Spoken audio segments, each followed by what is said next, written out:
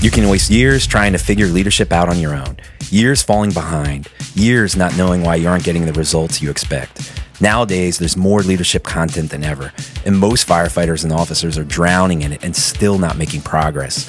That's why we created the Fireground Company membership. This membership isn't for everyone. It's for firefighters and officers who refuse to be average. Once you join, you gain access to the Insider Podcast, Leadership Q&A, where we answer the questions you submit to us, discussion feeds, private resources, exclusive discounts, and more. Right now, we have a founding member discount for the first 50 members to join. Visit firegroundcompany.com before this offer is gone.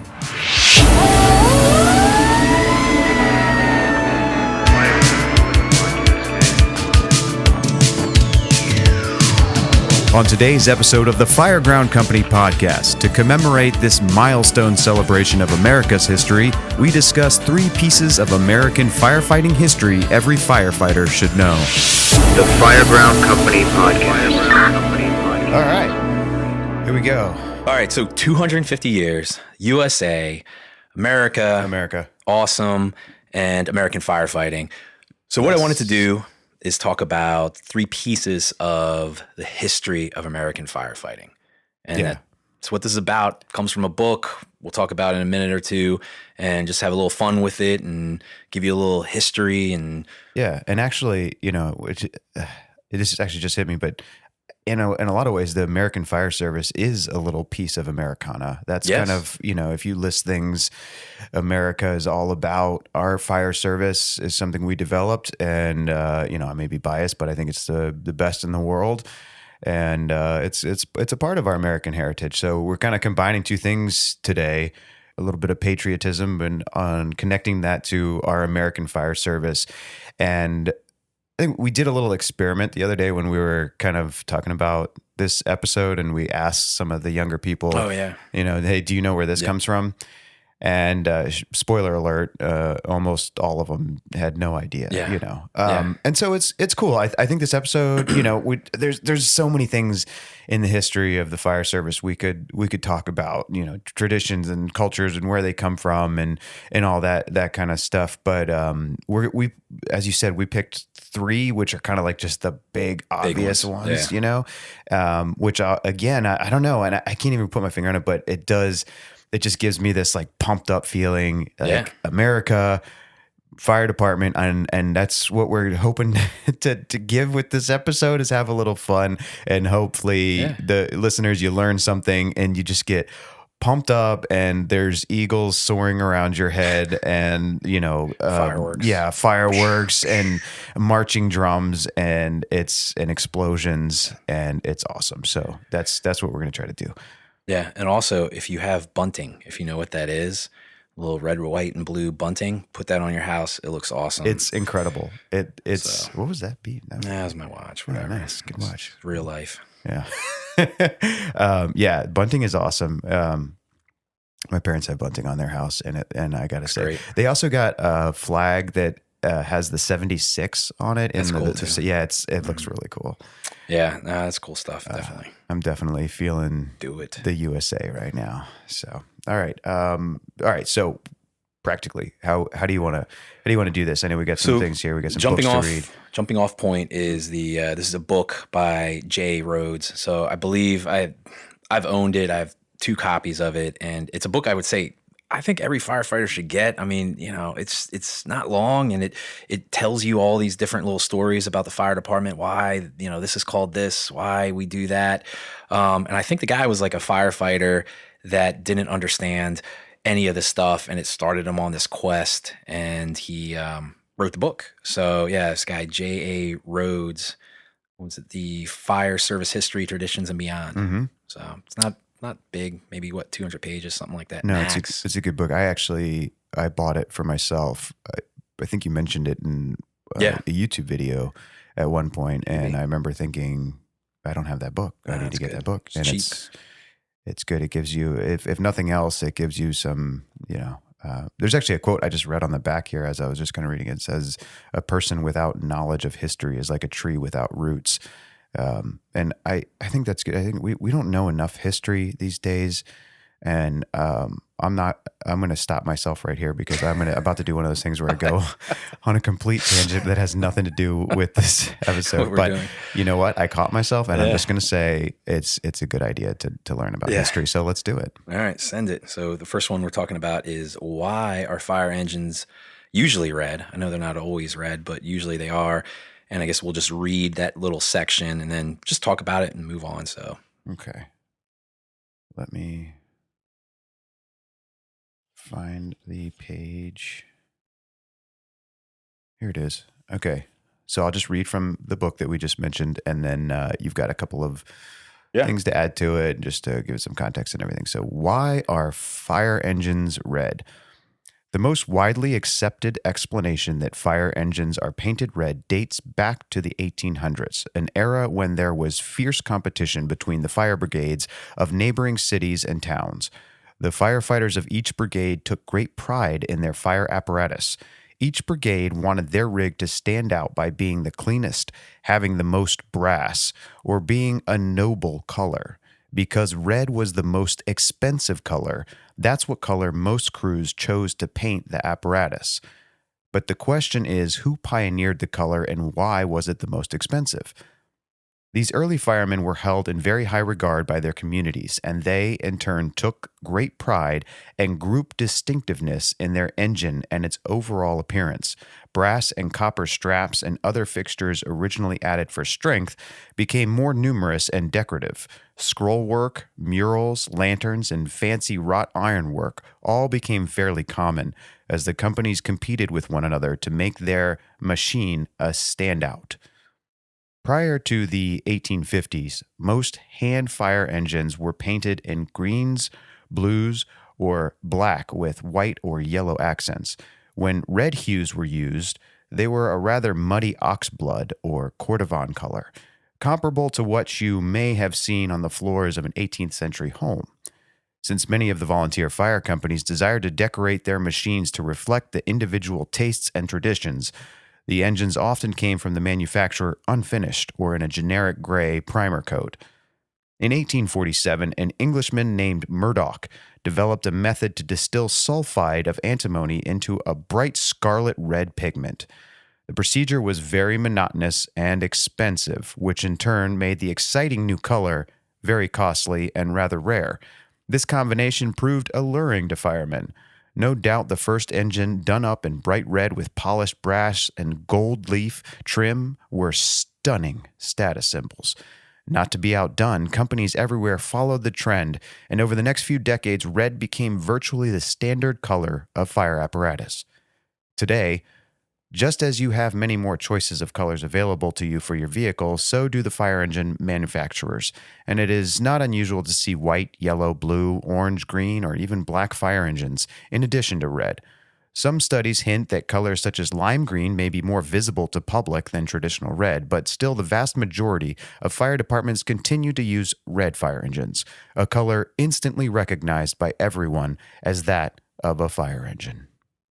Let's go. I wanted to boo for the lime green. I did too. And unless you're in an airport. I think it's great at an airport for some reason. Isn't that funny? Because like lime green, you're like, oh, that is the airport color. That's what belongs to them. But I agree. They're super ugly. And I also hate that the whole reasoning behind it is safety. Because then it's safety culture trumps real culture. Well, dude, if you can't see the flashing lights of a fire engine or fire truck, you're not going to, the lime green isn't going to change anything. It's nonsense. Yeah.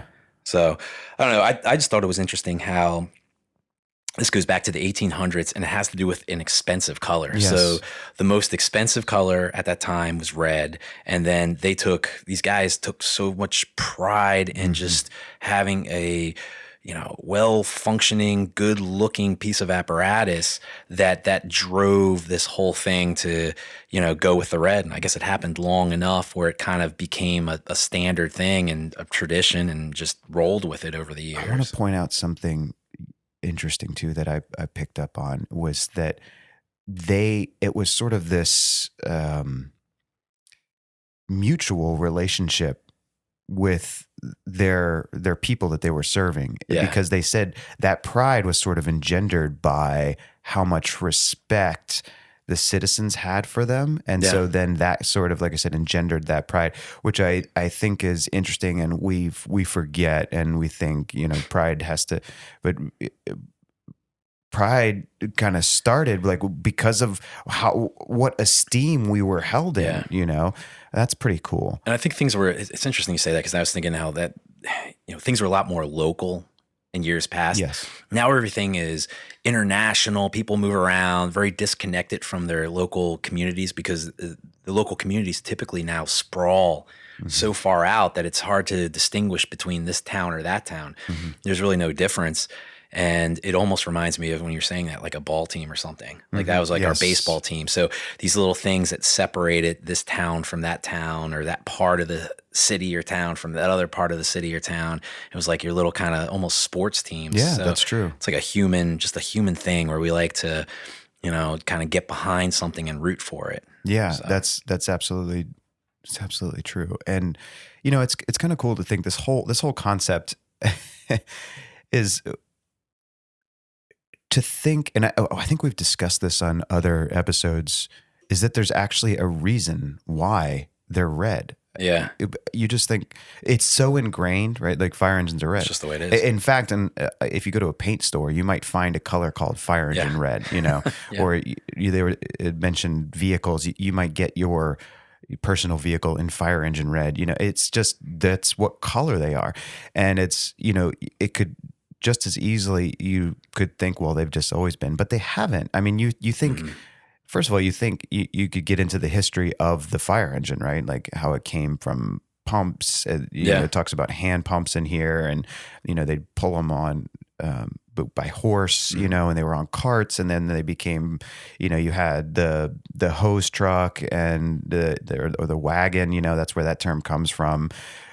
People still call a fire engine a wagon in some places, so there's this whole thing, but in its beginning, they weren't any color. They were wood and metal, and then at some point they decided to start painting them and making them look nice. And then I love all the talk about brass, real brass and all of that. But it's funny to think that no, they weren't always red. They used to be nothing, and then they had to choose a color to paint them, and then to think that they painted them the most expensive color, and that's a pretty cool little. I'm glad that the author of this book actually went in and didn't just say it was the most expensive. He said exactly why it was the most expensive. So that's pretty cool, and I hope this has the same effect that it's having on me, which it makes you think about these things in a new light. It's not just that they're red fire engines. It's that they're, for something even as seemingly silly as that like fire engines are red. Well, duh. Like my 5-year-old niece could tell me that, but why? There's a reason behind that. And it's actually pretty rich, about these guys, painting their rigs and trying to outdo their neighboring companies. It's pretty cool. And our ball team to do better than yours and look better. Yeah, better exactly. Uniforms, better style. Yeah, that's cool. All right, so are we moving on to the American fire helmet? Oh boy, yeah. I like to call it that, American fire helmet. The American fire helmet. Because if you go to other countries like Europe or something like that, the European helmet, nah, that's not good. Like and I know there's people that I can't weigh in on this. The European fire helmet. I'm going to say first, if you think that looks good, don't join the fire department. And then if you are in the fire department, you need to rethink, I don't know, what you're doing with your life. And you need to keep those beliefs to yourself and not express them, because there's something going on there, something wrong. A European fire helmet is garbage. And if you don't understand that, I don't know what to tell you. Just turn this off now. Just don't, You're not going to bait me into this because you know that I have connections with. Yeah. I can still like you as a person. I just, there's something wrong with you. I like you as a human being. I respect you. But, when it comes to that, I feel like I need to just say, obviously, this goes without saying, I'm in full support of what you're saying. The traditional American fire helmet, and especially the leather American fire helmet, it's cool, is an icon that it should not be dethroned, and it should certainly not be dethroned in favor of the beekeeper helmet that the Europeans wear.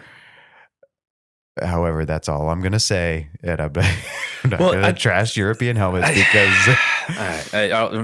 Go ahead. I'm trying to think. Maybe I should let you read.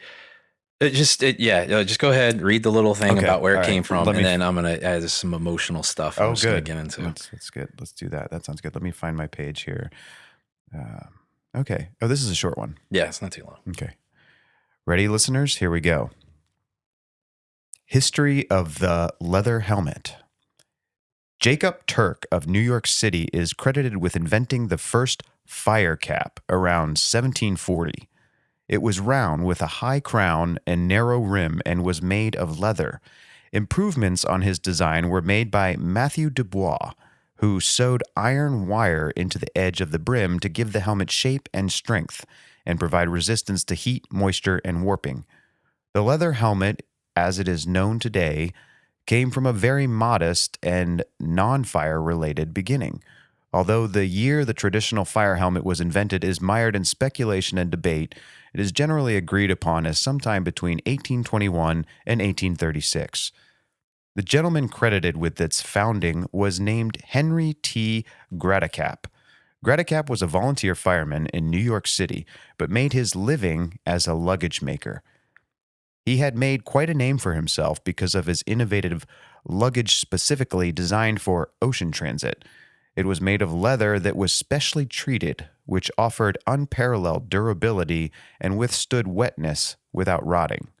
These qualities were very desirable in a fire helmet as well, and Gratacap designed the first 8-comb, a design composed of 8 segments, fire helmet. This helmet was originally adopted by the New York City Fire Department, FDNY, in the late 1800s, which... Oh, it's not short. I was only looking at the first page. I don't think it's that much longer. It's a little bit. You're almost there. You're almost there. All right. Hang in there, everyone. Hang with me. Here we go. Okay. All right. We'll get to it after the fact. All right. Things we're talking about FDNY here. Yeah. Okay. Throw some stuff out. So anyways, let me start this sentence again. Here we go. Okay. FDNY. Yeah. Leather helmets. Let's go. This helmet was back into my narrator voice. All right, Tommy. All right. Here we go. This helmet was originally adopted by the New York City Fire Department, FDNY, in the late 1800s, which has remained virtually unchanged through approximately 168 years of faithful and steadfast service. This helmet retains the same look and quality that generations after generations of firefighters have relied upon. They are made of stout tanned western cowhide, 1/4 of an inch thick, reinforced with leather strips which rise like Gothic arches inside the crown. The long duckbill or beaver tail, which sticks out the rear, is to keep water from running down firemen's necks. Originally, these helmets were sometimes worn backwards, so the beaver tail would protect its wearer from the intense heat of firefighting. Additionally, some tillermen, a name for the driver of the rear section of a tractor-drawn aerial truck, would also wear them backwards to protect their faces from rain and snow. Cairns and Brothers eventually took over the Gratacap's retirement. Let me start that one again. Cairns and Brothers eventually took over after Gratacap's retirement sometime in the 1850s, and the Cairns and Brother legacy was born. They have pioneered firefighter helmet technology ever since. Cairns and Brothers' commitment to protecting lives is evident in their systems, where engineered components synergistically work together for unparalleled protection in harsh environments. You had to have gotten that from their website. Yeah, absolutely. Absolutely. I was just patting myself on the back for getting through that sentence without some hard tripping. sentences in there. All right. We're getting there. As the original OSHA-compliant leather helmet... It is individually hand-shaped, hand-trimmed, and hand-stitched to meet the strenuous demands of today's most dangerous profession, firefighting. Had to put a little stank on that one. Although not a required component of the helmet, some brandish a brass eagle adornment that graces the top of the helmet and secures its front piece. The eagle, it seems, just happened and has no particular significance. All right. It says no significance at all, but yes, it does. America... Bald eagle. There you go. Hey, in light of this episode, we're saying it has significance. It sure does. Yeah, let's get an eagle. There's no such thing as an eagle without significance. Yeah. The eagle, it seems, just happened and has no particular significance at all. Anyways, blah, blah, blah. Long ago, around 1825, an unknown sculptor did a commemorative figure for the grave of a volunteer fireman. It depicts the hero issuing from the flames, his trumpet in one hand, a sleeping baby in the other, and on his helmet, an eagle. Firefighters were not wearing eagles at the time. It was a flight of pure fancy on the sculptor's part. Soon after, when firemen saw it, they thought it was a splendid idea, and it was widely adopted. I like that. Splendid's like an old word that just kind of, it sounds like you're watching a movie.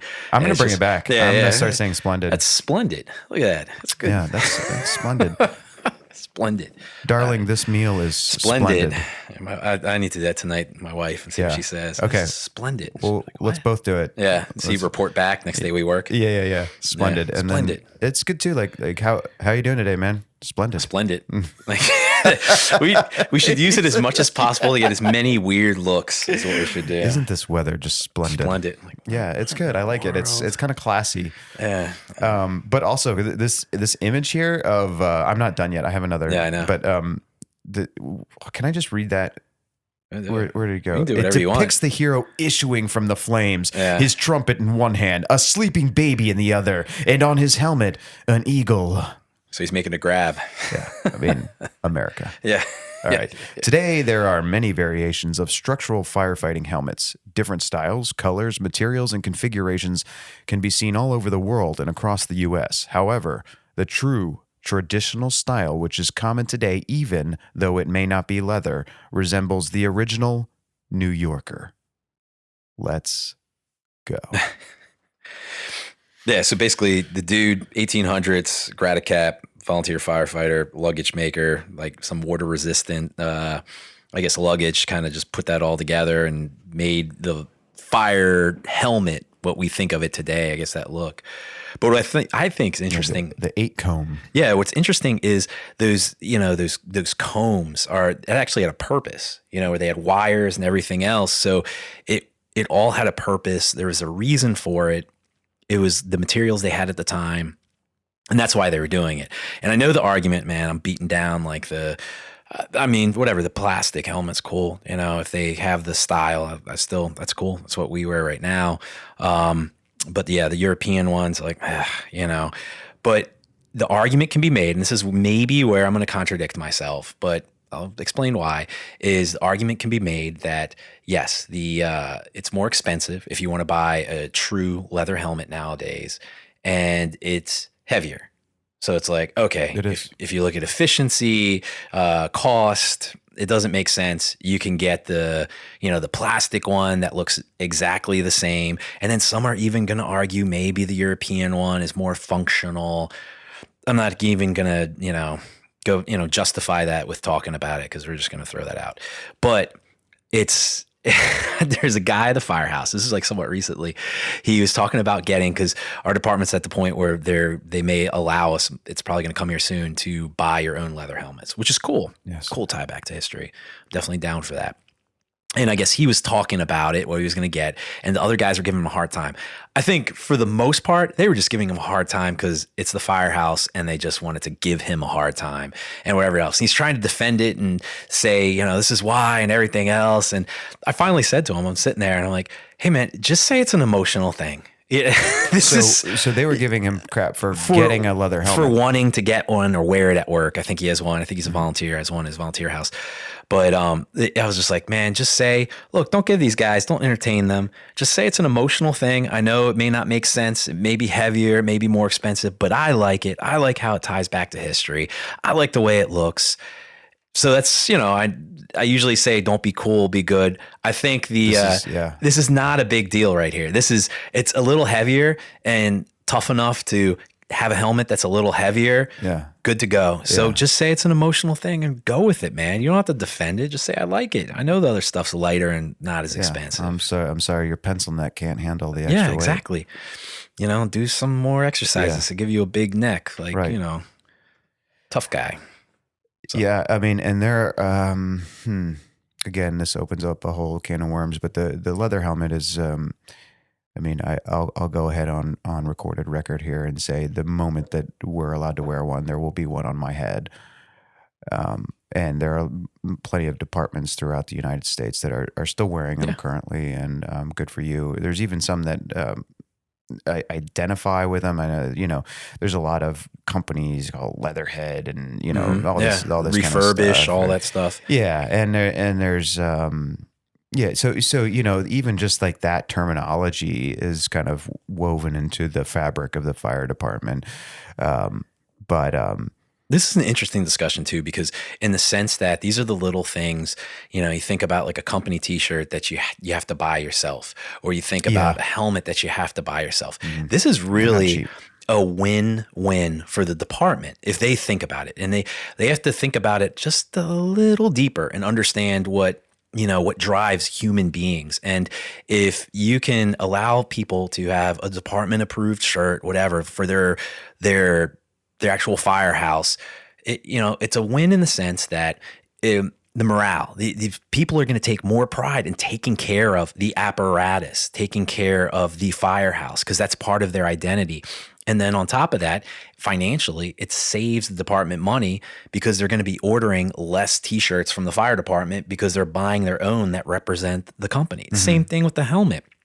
They're going to take more pride in that and everything else. They're probably not going to, everything, it's gonna go back to taking care of apparatus, pride in the firehouse, trying to do even a better job. There's all those things.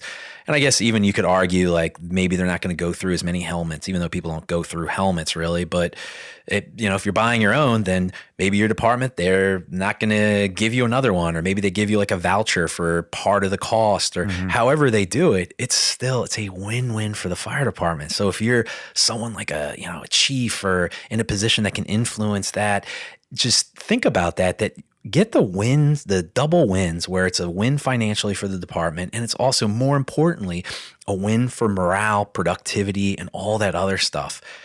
I've never understood the guys that take the other stance. They just don't get how people are. We're more than robots, man. So give us these little things that fire you up and make you want to be that much better. Yeah. You're absolutely right. And there's another book that we've talked about before by Rick Lasky. It's called Pride and Ownership. That's very good. It's a great book. It's a great book. And that kind of covers a lot of this, but I like that title because they go together, Pride and Ownership. And that's exactly what you're talking about. And, ownership doesn't have to mean literal ownership. I mean, but if you do, you buy into these things, I think it actually goes the other way. It's not because you bought it that you have pride. It's because you have pride, you're willing to buy it. Yes, exactly. And then the other thing I just wanted to finish a kind of loop that I opened up was this is again maybe divisive, but because we're all about progress, we're all about technology improvement, things like that, and that gets wrapped up in a social conversation often, where where social progress is good, so all progress is good, and that if you are against progress, then you're against good things happening. So you have to be careful when you tread on this ground. But what I want to say is that there are some traditions worth keeping just because of the sake of the tradition. Now, that's not true across the board. I feel like I have to hedge this a little bit because people will say, well, so you mean just because that's how we've always done it? Because I've also heard that told to me in a bad way. Like, well, that can't be a reason just because this is the way we've always done it. That's not a reason to keep doing it. And that can be true in some cases, especially when it comes to operations. Like there's tactics. People will say, well, you just do it that way because that's the way we've always done it. Okay, but there's a better way, right?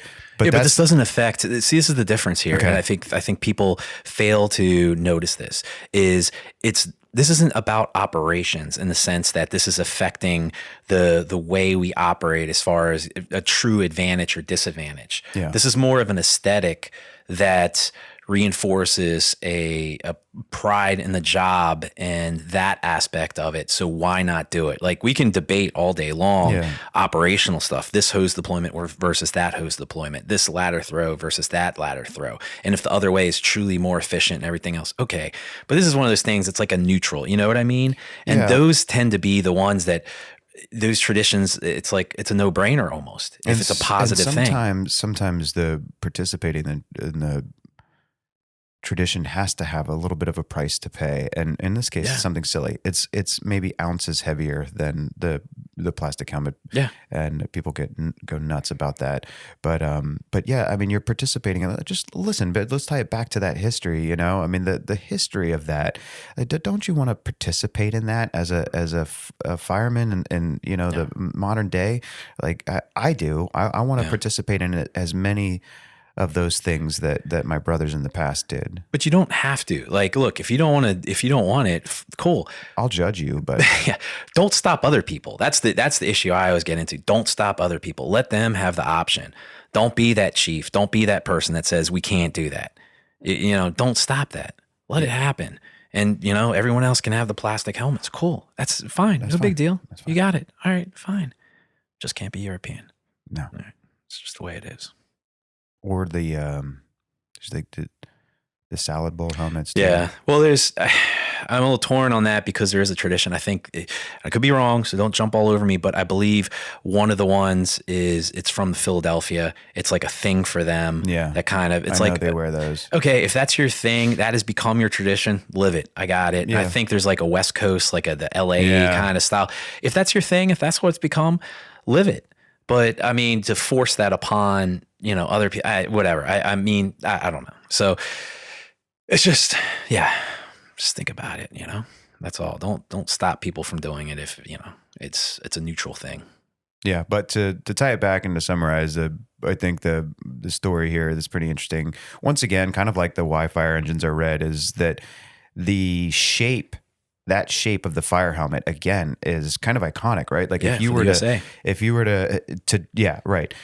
to draw that, I mean, you think of elevators, right? The little fireman symbol usually is a fire helmet in profile. Yep. But even again, you ask a kid, draw me a fire helmet. They can almost. Yeah, it's so iconic and so ingrained, that shape with the bill in the back and then the 8-comb design and the crown and everything. It's pretty interesting that's not arbitrary. That goes back to a luggage maker, which also I thought that was cool about how they made luggage that was more waterproof for ocean travel. And that same process, obviously, because of how subjected to water fire helmets are, that worked there. And then he made that design, the 8-comb design, you know, for stability and things like that. And again, it all had a very specific reason, or, you know, it came from a place, and now we take it for granted. It's just like, that's a fire helmet. That's what they look like, you know, but it has a history. It's kind of cool. And then obviously, you know, it got adopted by FDNY, which is usually where a lot of these traditions end up. So big, like older department, they can push a lot of that stuff out. And which is actually, I think, what happened in our third thing too. I think FDNY has a little bit of responsibility for popularizing. So you want to go into our third one? This is where did the Maltese Cross come from and why do we use it? This one's, you know, a little longer, so it's not too long. But that's okay. We're having a good time, right? For listeners, are we having a good time? Come on. Yeah, and you know, whatever, you're going to hear it. So that's basically how this is going to go. I mean, if you need a break in the middle, this isn't that long. I'm making it a little, you know, being a little fun here. Go get some black coffee. Yeah, exactly. If you're on your drive, take a sip of coffee or that energy drink or whatever. I'm going to take a sip of my black coffee. Just, we'll you know, relax. We'll do this together. Yeah, relax. Learn a little history here and everything else. And now you'll know the story of the Maltese Cross. So hopefully I don't put you to sleep. That's all right. I had a couple of people complain that my voice is too... Yeah, if they crash their car, it's their fault. Don't crash your car. Don't do drink some more coffee and energy drink. I told you, I gave you the solution there. So that's on you. Yeah, and if you need to wake up, you know, just let's go back to the other thing about the guy with eagles soaring around him with a baby in one hand and whatnot. Making the grab. Okay. And real quick, this feels stupid, but based on some conversations we've had with people leading up to this episode, some people might not even know what the Maltese Cross is. Mm-hmm. So just to lay that foundation, the Maltese Cross, and we're going to go into the history of why it's called the Maltese Cross and all that in a minute, but it is essentially the fire department symbol. Yeah, it's the symbol of the Fireground Company podcast. Right. We used it. So yeah, look at that, everyone. If you are a firefighter, all you probably have to do to find a Maltese Cross is look down and to the left, and it's probably the patch of your fire department is in the shape. It's obviously extremely pervasive in the fire department. It's everywhere. Most people who are not in the fire department, if I told you, it's the fire department symbol, that's probably what you would draw, right? If I said draw the fire department symbol, you would draw what is called the Maltese Cross. And there's actually different versions of it and all that. We're about to get it. But I just wanted to, before we even started, in case there's anybody listening that didn't even know what the Maltese Cross is, that's what it is. It's that fire department symbol that we commonly accept as FD. All right. Good on that. All right. Mm-hmm. Here we go. The Maltese Cross. The following story of the origins of the Maltese Cross is a historic depiction of the Knights of St. John during the Crusades while battling this. Okay. That's all right. What do you got? Saracens? That's good enough. These guys aren't going to know the difference. All right. They were battling people who wanted to fight them for control of the Holy Land. Though the romanticism behind the story that surrounds the basis for the modern-day Maltese Cross abounds, there have never been any published theories about who first acknowledged the Maltese Cross as a significant symbol for the fire service. It appears that the New York City Fire Department, or FDNY, was the first department in the United States to adopt the Maltese Cross, but there is no documentation on why it was chosen or who proposed its use. One speculation suggests that the idea of the Maltese Cross for the FDNY was not initially based on any connection to its use by the Knights of St. John. The story goes as follows. Firefighters are identified by and are very proud of the badge that identifies them with their department. The majority of firefighters' badges are in the shape of the Maltese Cross. Why the Maltese Cross? The Maltese Cross is a symbol of protection and a badge of honor with a story that is hundreds of years old.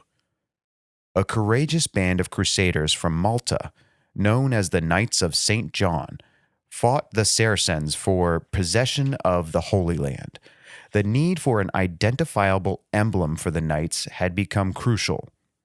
Because of the extensive armor which covered their entire bodies and faces, the knights were unable to distinguish friend from foe in battle. They chose the Cross of Calvary as their symbol since they fought their battles as a holy cause. The cross was later called the Maltese Cross and represented the principles of charity, loyalty, chivalry, gallantry, generosity to friend and foe, protection of the weak, and dexterity in service. The knights encountered a new weapon unknown to European warriors. It was a simple but horrible device of war. It wrought excruciating pain and agonizing death upon the brave fighters for the cross. The Saracens' weapon was fire. As the Crusaders advanced over the walls of the city, glass bombs containing naphtha struck them. When they became saturated with a highly flammable liquid, the Saracens hurled a flaming tree into their midst. Hundreds of knights were burned alive. Others were called upon to perform heroic deeds by rescuing fellow knights and extinguishing fires. In acknowledgement of these feats, the cross worn by these knights was decorated and inscribed. This was considered a most honorable acclaim. Thus, these men became our first firefighters and the first of a long list of courageous firefighters. The Maltese Cross is a symbol of protection. It means that the firefighter who wears this cross is willing to lay down his or her life for you, just as Crusaders sacrificed their lives for their fellow man so many years ago. The Maltese Cross is a firefighter's badge of honor, signifying that he or she works in courage, a ladder rung away from death. There are many different versions and conflicting reports of exactly what the Maltese Cross looked like. The true Maltese Cross worn by the knights utilized an 8-pointed cross resembling 4 arrowheads converging in the center. There were 8 points or tenets on the cross, with each one representing the knightly merits of tact, gallantry, dexterity, observation, perseverance, loyalty, explicitness, and sympathy. In 1259, a declaration by Pope Alexander IV acknowledged the cross as the Knights of St. John's symbol and also identified their battle surcoats of red. However, what we call the Maltese Cross more directly bears a resemblance to a cross patee. This misuse of language is not limited to the fire service. For instance, the royal warrant for the institution of England's Victoria, equivalent to the U.S. Medal of Honor, states that it shall consist of a Maltese cross of bronze, but there is without a doubt that it too is a cross patee.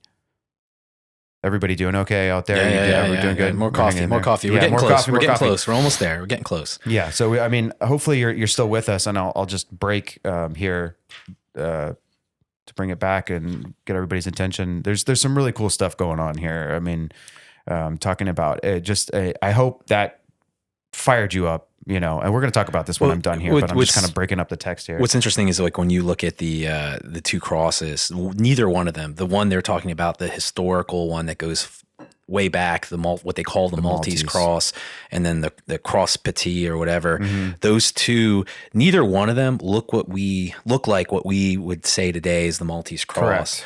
Which is interesting because especially the Maltese Cross, the true Maltese Cross looks nothing like now, it. Now you can kind of see if they were to combine both of them and then just kind of morph it, you could see it turn into what it is. It has like parts of it. Yep. But it's interesting because even the next part, they really get into the use of it in the fire department, how especially FDNY started using it. And then even that's kind of not too clear exactly of how that started, but it morphed into this thing and almost is its own cross that it developed very specific to the fire department. So I think that's something cool to think about, that it really is, it came from those parents of hundreds of years ago and morphed into something special that we have in the fire department, and especially the American fire department, what we have here in the USA. So yeah, and just thinking about that, and I don't want to jump because we still got a lot of text to get through here, but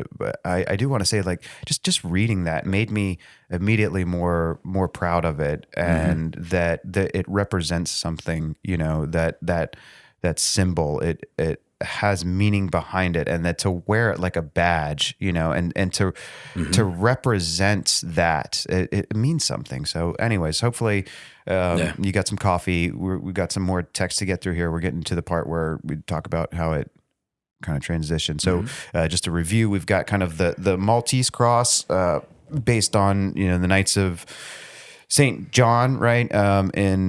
Have I got that right? Yeah, I think because I think Malta. It worked through. There's I looked into it. The story gets kind of complicated because it kind of worked through a bunch of different orders of knights and everything else over time, and then culminates in a battle where they defend the island of Malta, and then that's kind of the big connection between what people started calling it the Maltese Cross.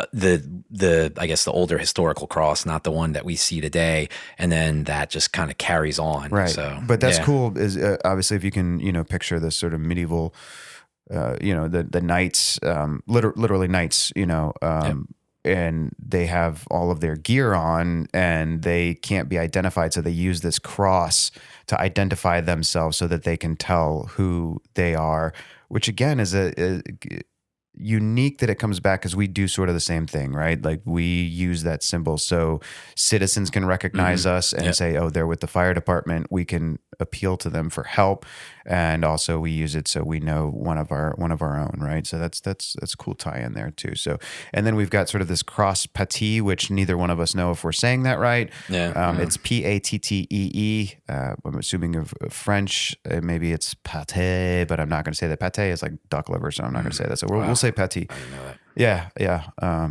I don't know how I know that, but here we go. It's because of listening to podcasts like this. Let's learn some more. Students, here we go.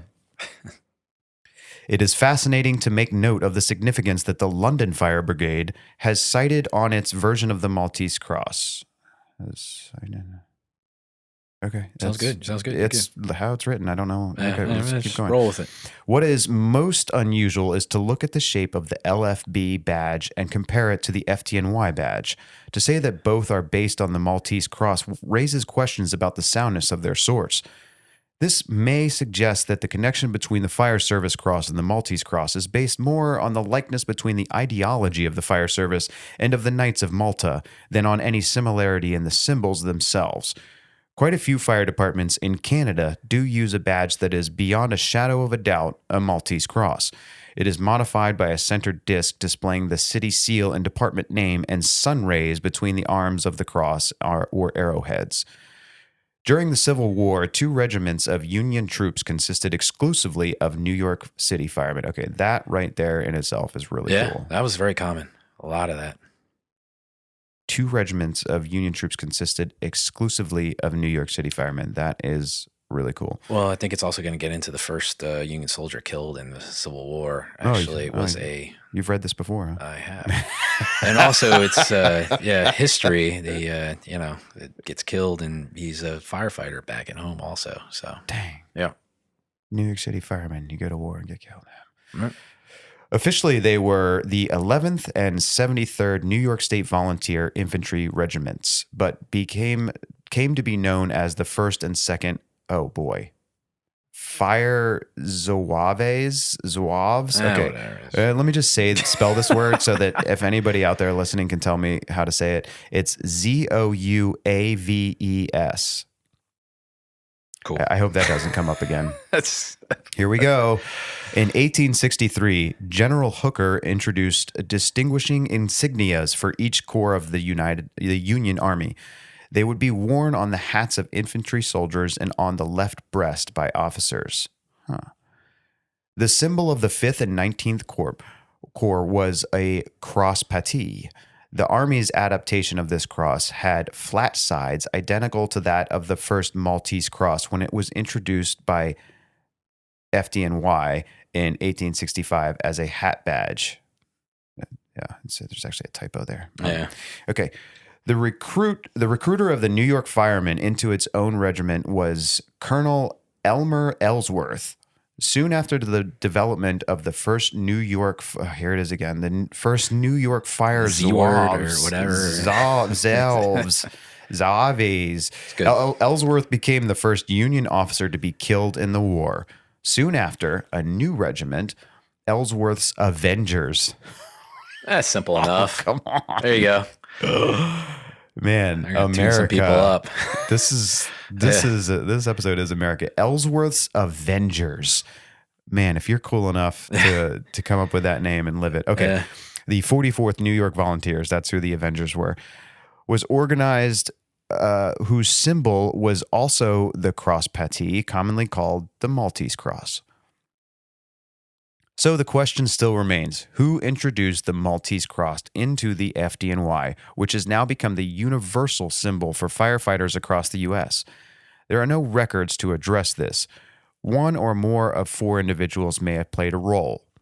John A. Creasier was an assistant chief engineer in the then FDNY when he enlisted in, maybe that's what it is. Maybe it's not a typo. Maybe they didn't call it the FDNY back then. Yeah, there's actually a story to that, and I can't remember it. It is called the New York City Fire Department, then changed to the Fire Department of New York. Okay. At a certain point, there was a name change. Yeah, because they're abbreviating it NYFD here. I think I don't know. It's probably someone from FDNY listening. I'm doing a terrible job, but I think it has something to do with them incorporating more than the city itself, like some of the boroughs. But I could be wrong. I'm just throwing that out there. Right. You probably can chat GPT or Google it if you want. Maybe we'll study up and do FDNY history. It was a name change. Let's get some cool FDNY people on here. That'd be pretty fun. But anyways, in the meantime, I'm just going to keep reading. Here we go. All right, so we're talking about this chief engineer in the NYFD when he enlisted in the 11th New York Volunteers during the Civil War. He served as the 3rd in command under Colonel Ellsworth with the rank of major. Creasier's military service was short when he resigned in 1861 and returned to his position with the NYFD. Creasier served on a committee to make recommendations about the newly formed paid fire department. Is it possible that the proposal for the Maltese Cross badge style, the emblem worn by Ellsworth Avengers, was made by him? It is not known if any prominent members of the NYFD served in Ellsworth's regiments or had an impact on choosing the Maltese Cross. Okay, so that's possibility number 1. Ellsworth's Avengers used it and maybe brought it. You can actually go if you're in the Washington metropolitan area or traveling. If you in Alexandria, Virginia, on King Street, which is like the main street. If you go to, I think it's the same block that City Hall is on. There's a small plaque that actually has. It's close within a few hundred feet of where he actually died, and it's like just this small plaque on the street corner Of Elmsworth? that states that whole scenario. Yeah, it's right there. So if you're in the Washington area, you can go to Alexandria, Virginia, King Street, about the 300, 400 block, I think, somewhere around there, and it's on. You can look it up, and it's still. I think it's to this day. It still sits there on the corner on the wall of the building on the exterior. Wow. Yeah. That is really cool. And I think there's more to the story where he actually, it was something that had to do with, I could be getting this wrong, but I think it had to do with a flag. Like the Union Army came in, occupied Alexandria. I think someone was flying a Confederate flag or something. And then I think he ran in there to basically pull it down, get shot or something by the guy that owns the building. And it became a thing. And I think that's it, but it's been a while since I've read into that. But yeah, it's an interesting historical kind of, fact. And like I said, you can go there. Building doesn't exist, but there's that little plaque to, I guess, pay tribute, homage to his death or whatever. So, all right. So that's possibility number one. So we get a couple of other possibilities here in the text. So, as Jocko would say, back to the book. Back to the book. Another possibility suggests General Alexander Shaler, who was linked with the Army and its use of the Maltese Cross with the Metropolitan Fire Department, may have been responsible for establishing its use. He was also recognized with bringing the military format, which included the use of military ranks, to the fire department during his term on the Board of Commissioners. Okay, well, that's interesting. That's pretty cool there. So this guy, General Alexander Shaler, from the Army, started to integrate like some of the Army ranks and stuff like that. Yeah. And that even in itself, this is a nugget within another nugget, but to think, and again, it's pretty obvious, right? With it, but we're so used to just saying, oh, it's a paramilitary organization, and so of course but at some point somebody had to decide we're going to structure this like the military, and it was this fellow. That's splendid. All right. Splendid. Okay. Interesting. General, let me get back to where I was here. Right. So he was recognized with bringing the ranks. General Shaler commanded several different corps, including that's how you say that word, right? How to say it? Corps. Yeah. Corps. You don't say that P, it's silent. No, it's corps. Yep. Corps. I've been doing that and I knew that. I just like it for some reason that it looks weird. That P just slapped me in the face and was like, it looks weird, but it's correct. Okay. All right. Corps, including the 19th, whose symbol was the Maltese Cross.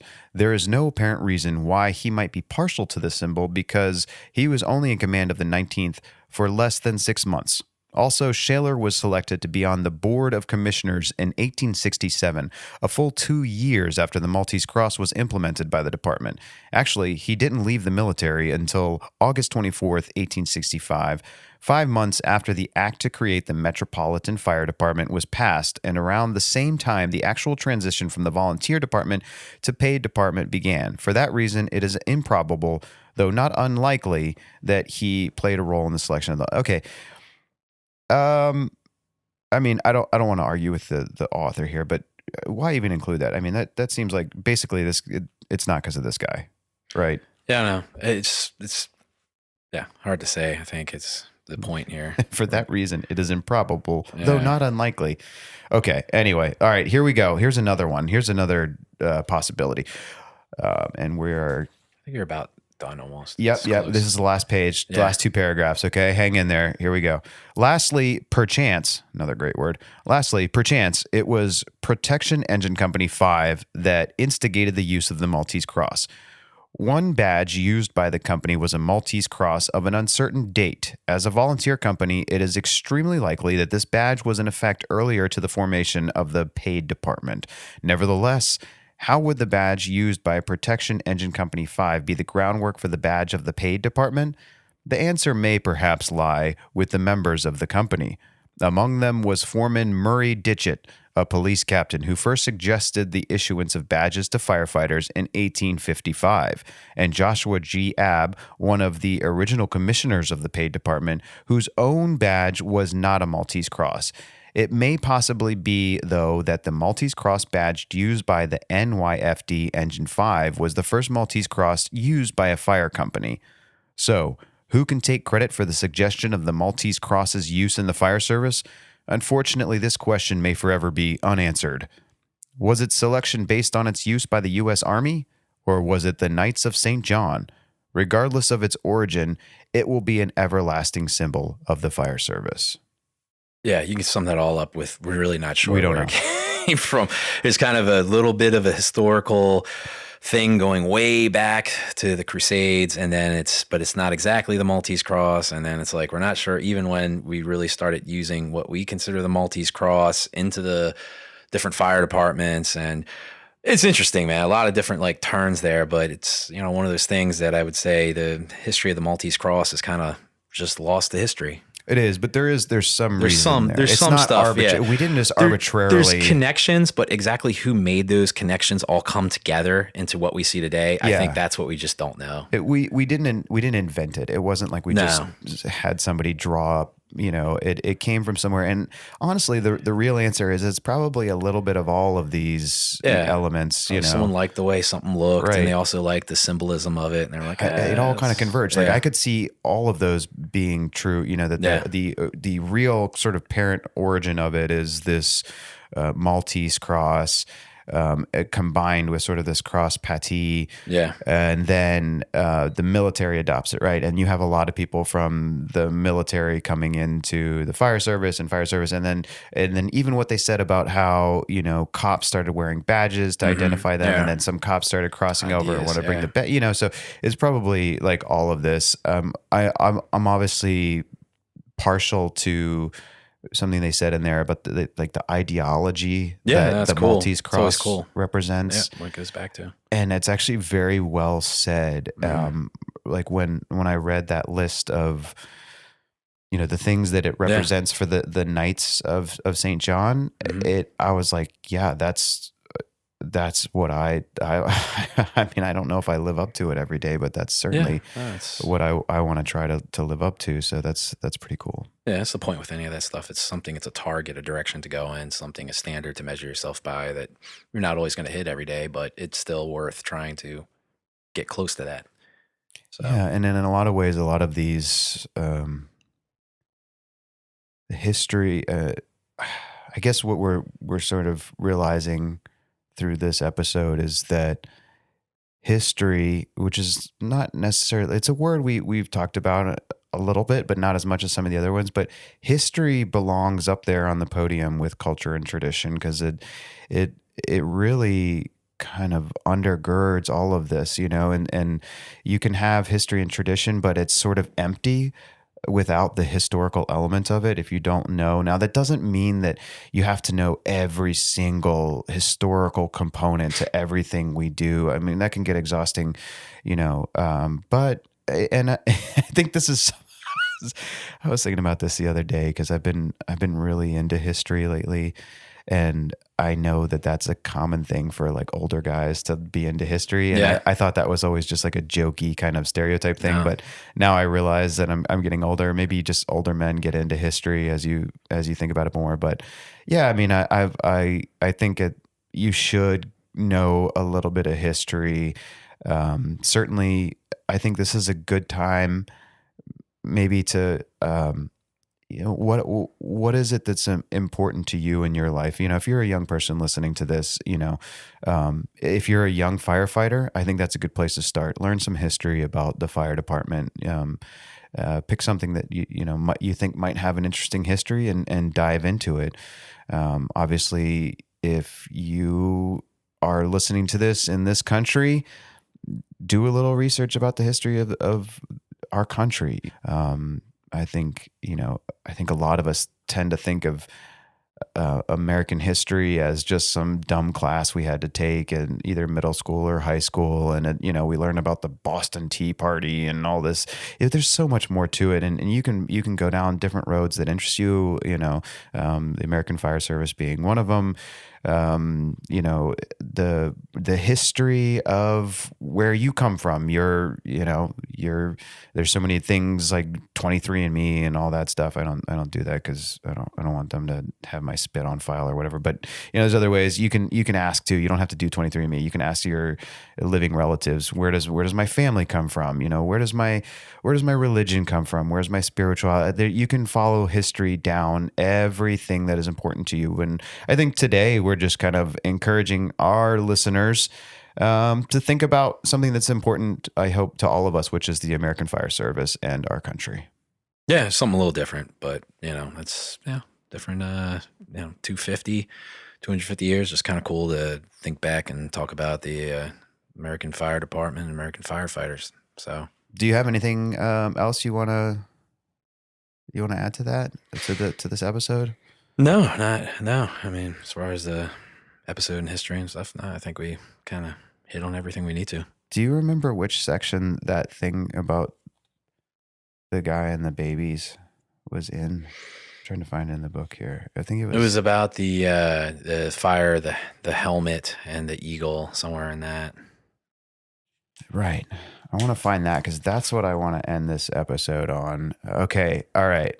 Here we go. It depicts. All right, I'm going to read this and then we're going to. I want to bring it back to like, yeah, America, fire service, let's go. All right. It depicts the hero issuing from the flames, his trumpet in one hand, a sleeping baby in the other, and on his helmet, an eagle. All right. Thanks for listening. Thanks for stopping by. Check us out at firegroundcompany.com. You'll find links to all our social media accounts and our YouTube channel, and you'll stay up to date on everything we're working on. We also have a store on our website where you can support us as we grow this community, plus working on some great courses to help you strengthen your leadership in the fire department and support its traditions and culture. Last but not least, subscribe to the podcast, give us a rating, leave a comment, spread the word, get this out to the firefighters who are hungry to make the job even better. The Fireground Company Podcast.